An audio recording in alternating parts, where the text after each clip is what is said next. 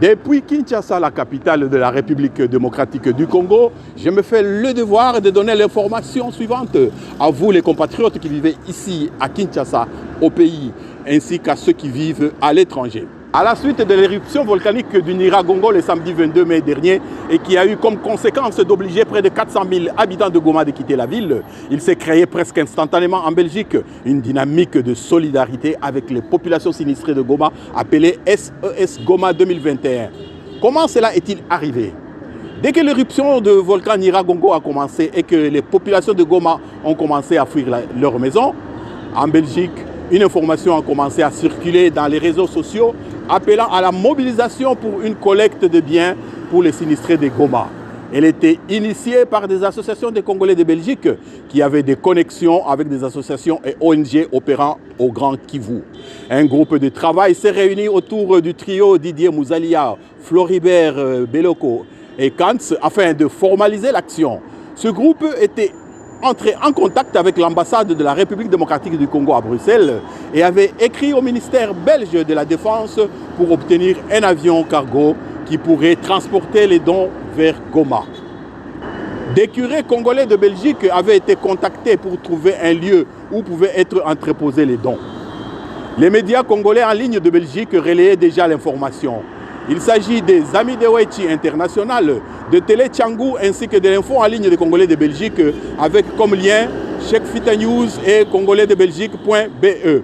Le plus important, c'est qu'ayant entendu le message, des anonymes congolais, belges et d'autres résidents en Belgique ont directement répondu à l'appel de trois façons.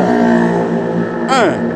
En venant déposer leurs dons au centre de collecte qui avait été fixé au 231 rue Korenbeek dans la commune bruxelloise de Molenbeek. 2. En versant leurs contributions dans les comptes qui avaient été publiés. 3. En se proposant comme bénévole pour accueillir les dons, les trier, les empaqueter et les classer dans les dépôts en prévision de l'expédition à Goma. La dynamique ainsi créée s'est dénommée SOS Goma 2021. 2021 parce que en 2002, il y avait eu une autre SOS Goma suite toujours à l'éruption du volcan. C'était une façon de continuer cette première action en tirant les leçons et en essayant de l'améliorer. Très vite, les dons ont commencé à affluer d'une façon impressionnante.